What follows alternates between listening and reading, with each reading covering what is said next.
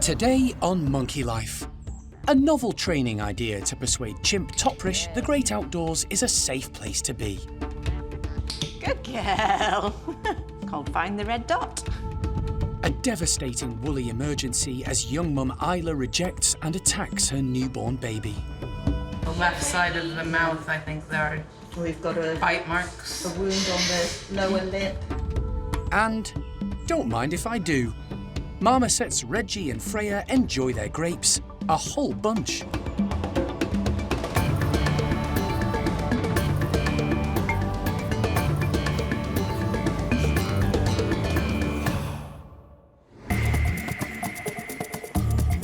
Monkey World in Dorset, buried deep in the English countryside, is the largest sanctuary of its kind on the planet.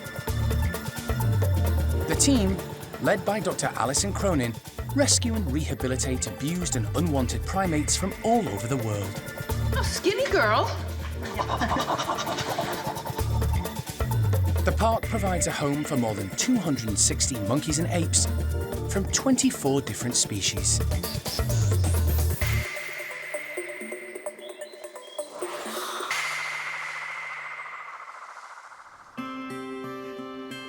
The majority of the park's chimpanzees have come from bad or abusive backgrounds.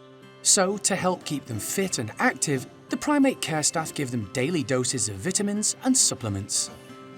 This morning, Bart's group of 17 are about to get theirs. He's coming. Including the most recent member who arrived from a zoo in Istanbul a year ago, female Toprish. She's now a fully integrated member of the community, living and sleeping with the other chimps. But there's a challenge she's yet to conquer. The big stumbling block for us is that she's not yet going outside. Back in the spring, when we first gave her the opportunity to go outside, she obviously got a shock from the fence. And then over the summer and the really nice weather, we hoped that it would just happen naturally, but it hasn't. So I've sat down with the chimp team and we've kind of brainstormed as what we can do from a training point of view to try and encourage her to take that final step.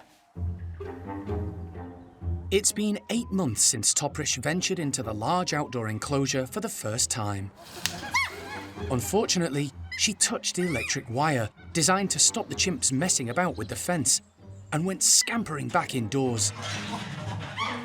It's all part of the learning process for new arrivals. But despite numerous attempts by the team to entice her back outside, she's refused to go further than the end of the outdoor tunnel. The concern is, it's been so long since she even tried setting foot in the great outdoors, she's not even considering it as an option.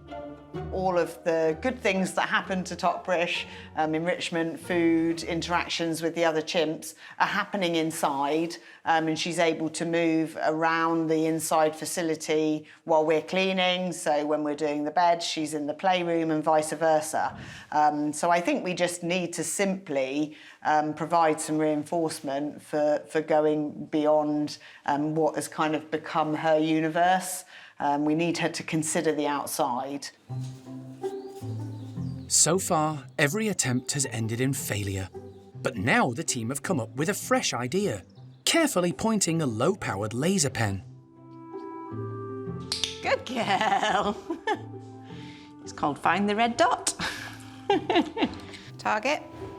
For the last few days, with the majority of the group outside, staff have been teaching Toprish indoors to touch the red dot from a laser pen with her hand. Good girl. We've started getting her to target. Good girl. Move around and touch it. So she's basically following the red dot and moving from place to place to go and touch the red dot, and she then gets a reward for doing that. The idea is that we're then going to take this outside to try and encourage her to go out into the enclosure.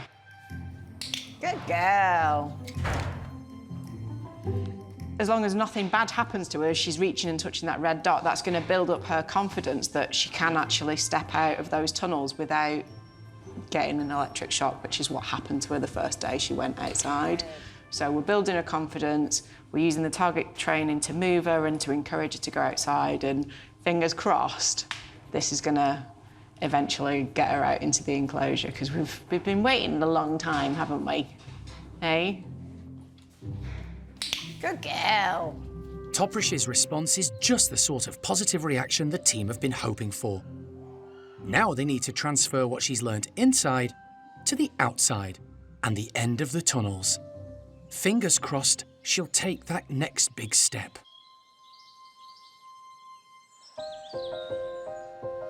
Over the years, Monkey World has established a strong reputation for rescuing and rehabilitating primates from around the globe. But the real issue now is much closer to home. By far, our biggest ongoing problem in the primate trade is the legal trade in primates as pets in Britain today. And in just the last 10 years, we've brought in more than 70 monkeys from the British pet trade. And that means we're obligated to care for them for the rest of their lives. So it is a bit of a nightmare. The vast majority, rescued from homes and businesses around the UK, have been marmosets. These small primates were frequently being kept in poor conditions by owners who had no idea how to look after them. With so many rehomed at the park over the last few years and a huge waiting list still on Alison's desk, the team had to build a new marmoset complex to house them. Today, 2 lucky marmoset pairs resident there, who were rescued from the UK pet trade, are in for a fruity treat. Primate care member Steph is distributing freshly harvested grapes on the vine around their enclosures. They love to spend their days outside. Anytime the weather's even remotely nice, they're straight out there, and they actually spend majority of the day out foraging, looking for insects in their enclosure. So putting some grapes outside should be great for them because they spend all day outside anyway, and they should really enjoy them. Fruit is an important part of a marmoset's diet. However, the park limits the amount of sugary commercial fruit the primates are fed. Today's delicacy is a real treat. Fred is first out. He and his partner Freya are Jeffroy's marmosets, slightly larger than their next-door neighbours Reggie and Jerry, who are common marmosets. Both Jeffroys were victims of the pet trade and were paired together at Monkey World. They get on well and have become a good pair bond. Fred in particular is very confident. He loves attention and is pretty vocal when he gets it. He seems extremely keen on today's offering of juicy grapes. Very little is known about the background of his partner, Freya. She was found running loose on scaffolding outside a block of flats in Tower Hamlets, London. Her owner was never traced. But she's settled well into life at the park, and the pair make a good team. Next door, the 2 common marmosets, adult male Reggie and his sister Jerry, are happy to share their grapes. They were born into the pet trade and are siblings. Unlike Fred and Freya, they benefited from being reared by their natural mother and growing up together. Their love of juicy grapes is clear to see. Marmosets have claws rather than nails, which help them cling to branches and are put to good use when reaching out for food. The small monkeys can move quickly through the tree canopy of their native habitat in Brazil, using their long tails for balance. But unlike some other South American primates, they can't use them for gripping or swinging. After a difficult start in life, it's great to see both pairs of marmosets happy and content at the park. It's early morning, and at the Stumpy enclosure, the macaques are about to be given their daily supplements. There are 8 members in the group, and most are in their late 20s or early 30s. Their age and time in biomedical laboratories is catching up with them. Each has their own individual requirements, and the primate care staff have a routine which operates according to rank and keeps things as stress-free as possible for the elderly macaques. The 3 lowest-ranking Stumpies, Flo, Freddy and Toto, prefer to be outside. while the more dominant members know the drill and stay indoors. Just going to go and find Flo this morning because she's one of the lower ranking members of the group. Sometimes it's more difficult to get her supplements and medications into her when the dominant animals are around, but she's normally outside with Toto and Freddie and she's dominant over them, so hopefully she'll come over. Yeah, she's just making her way over now. Flo arrived at the park 6 years ago from a cat and dog rescue centre in Munich, having been smuggled from the wild. Her exact age is a mystery, and she suffers mobility issues, especially with her legs. Hey, Flo. She's being given paracetamol 3 times a day to help alleviate the problem. There you go. It's important we get it into her early in the morning so that we can get a lunchtime dose and an afternoon dose into her as well. She's also had her vitamin C tablet, and she's due to have her glucosamine. But Flo is one of our fussiest stumpies, and she refuses most supplements, and she's liable to spit her glucosamine out because she likes to take things on her own terms, in her own time. She's the most challenging one to get medications and supplements into on a regular basis. This morning, however, Flo is feeling cooperative. Next in line are the boys, Toto and Freddie, the 2 lowest ranking members of the group. Toto in particular has had difficulties integrating with the others, but things are starting to improve. Toto's doing well. He's just got to get a bit more confidence in himself, really. But he is spending a lot more time inside. Again, as the weather gets colder, he is coming in the house more, and Sam will come over and have a sort of a greeting with him and then wander off. But as much of it is just Toto building up that confidence to come in and actually sort of spend a bit more time in there. Once the 3 outside have been given a banana as a reward for taking their tablets, Toby can turn his attention to the 5 more dominant macaques waiting for their supplements indoors. This is their routine every day, so generally they know where they should be. Sam knows that that's his place to sit, and hopefully the girls will organise themselves into their usual spots. If they're all in the right spots, it goes smoothly. As if someone decides to be in the wrong place, that it can sort of be a little bit more challenging, but generally they're very good at taking their supplements in the morning. Good girl, you wait there. Good boy, Sammy. With everyone in position and waiting patiently, Toby gets started. Leader Sam is first. I'm not sure that cod liver oil and glucosamine, well, they don't taste that nice, but he just eats them like that. Good boy. Followed by dominant female Kelly. Kelly also gets a contraceptive pill. Sylvie doesn't mess around when it's her turn. You have to be quick with Sylvie because she eats things very quickly. And Noreen is also used to the routine.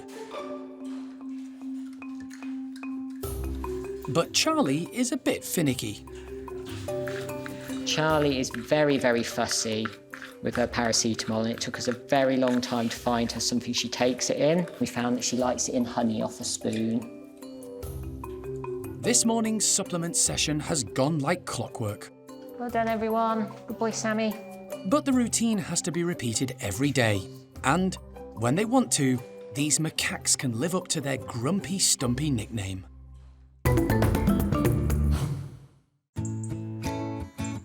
At the orangutan nursery, the group are outside doing what they do best, having fun. But it's not quite business as usual. For the past 6 months, the 2 older boys, Jin and Sylvester, have been kept apart, taking it in turns to go outside with the rest of the group. They're both growing up fast and well on their way to becoming full adult males. Unfortunately, their play sessions can get out of control and have occasionally led to a few minor injuries.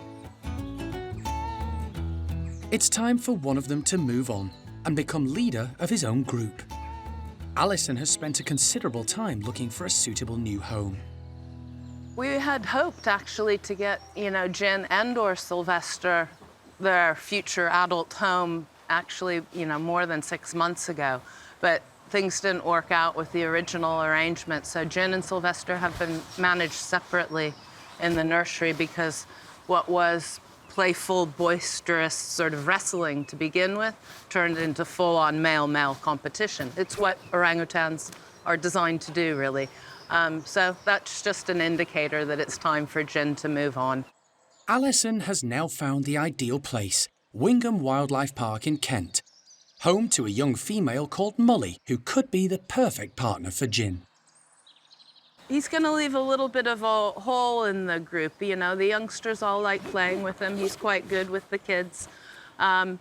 Probably the one who's going to think, yeah, that's okay, goodbye, is Oshin, because Jin was rather amorous and pesky, and Oshin didn't really appreciate his attention, so we'll just have to hope Molly does.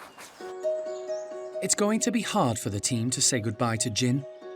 He was born at the park in November 2009 to mum Xiao Kuai and young dad Gordon. He had the best possible start in life for a captive orangutan, living with his parents in his early years before moving to the nursery, where he's grown into a kind, fun young adult with a big personality. But it's time to move on, and the team have the tough task of preparing Jin for the move. He'll be transported to Kent in a secure travel crate. But first, he needs to be trained to get into it. Come on then, handsome. Hey, good boy. Shut Gemma, please. It's essential training to keep the move as stress-free as possible. You're so good. The team don't want to sedate Jin on moving day. If they can get him used to entering and being in the crate with the door shut, it'll make the journey easier for everyone. Open. Open. Primate care member Jarno will gradually increase the time he stays in the box. Come on then, Jin. Well done, my man. That is just brilliant. Until the big day in a few weeks' time, when Jin will be ready to start the next chapter in his life story.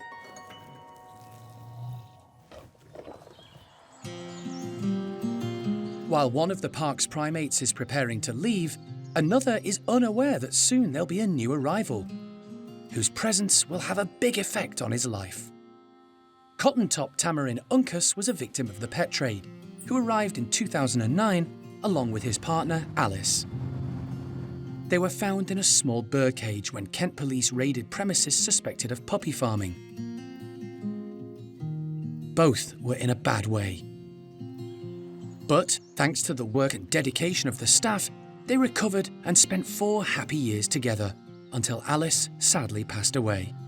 Since then, Uncas has had other housemates, but now finds himself alone once again, and in need of a friend. He didn't have a very good start in life. He was kept as a pet in really unsuitable conditions. He's really old, but we really have no idea of his age. But he's still really active. He loves being outside in the sunshine when it's a nice day. He's really vocal, he chirps around. He's got a special place in a lot of people's hearts, not only because he's our only tamarin, but just because of his life and his story and his background and just how much of a lovely boy he is. But Karen knows just how important it is for primates to be with their own kind. You can never replicate companionship with these animals. You can put in as much enrichment as you want to and try and keep them as busy as you possibly can, but to have a friend and a companion is better than anything, really. They'll be constantly chatting to each other. Grooming is a really great social interaction, so you can never beat having a companion for social species like these. Now, after months of searching, there's some good news for lonely Uncas. Very luckily for him, we have actually managed to find a female cotton-top tamarin that is currently living on her own in a collection in the UK, and hopefully very, very soon she will be coming to join us. The female in question is also living a solo existence at Longleat Safari Park. If things work out, then in the very near future, Uncas will have a new housemate to keep him company. Staff are keeping their fingers crossed it'll be a match made in heaven, and Uncas will have a companion once again. At the Barn Woolies house, an emergency is in progress. Leader Chippy and most of the group is in the outside enclosure. But inside, the care team have discovered young woolly monkey Isla has just given birth. It's not looking good. As soon as the infant was born, the new mum bit the baby and threw it to the ground. Alison has rushed across the park to rescue it before Isla can do any more damage. I think we've got trauma to the head. You can see we've got a puncture wound here on the right side. How swollen is it? Alison and vet nurse Stacey check the infant over and are concerned by what they find. I know, baby face. We've got swelling all around the face. But the left side of the mouth, I think there are We've got a bite marks. wound on the lower lip and then in the very corner of the left side of the mouth. As they carefully examine the baby for serious injuries, they also try to determine its sex. I think it might be a little girl. Oh, and then we've got some bruising slightly higher up there. Oh, deep. Okay, but nice, strong baby. Very strong baby. Yeah, careful, be careful. It looks as if the new infant could be a fighter. Terrible start for this little one. We'll do what we can. So we're going to be very concerned about whether and how this little one develops. The upside is babies have very soft skulls. It's how they make it through the birth canal. So even if she has damaged the baby's skull, as long as it's not bleeding or seeping out grey matter, could be fine. But nothing's for sure at the moment. Alison takes the baby Woolly to the office. It's vital she keeps it warm and hydrated if it's going to come through the next 24 hours. Aren't you?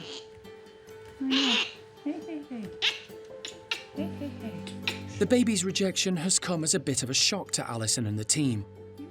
They were hoping Isla would learn to embrace motherhood. After all, she was born at the park and reared by her own mother, Paquita. Since then, she's witnessed Paquita successfully raise all her siblings. But this is the second baby Isla has cast aside. It looks as if Alison will now have to take on the hand-rearing of her 7th woolly monkey. We have no interest in hand-rearing woolly monkeys or anything else, but when you see that you've got what's a healthy, alive, quite well-developed little woolly monkey, and the mother starts biting and abusing it so badly, you can't just leave it. It's rooting around. That's a good sign. So far, it's responding very well and it's quite strong, so we'll see how we go.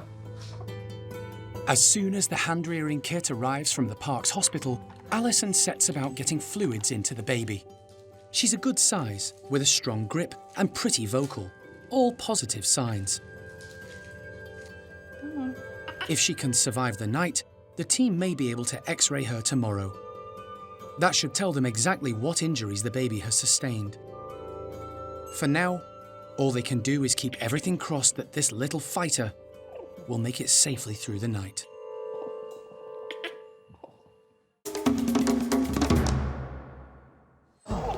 Next time on Monkey Life.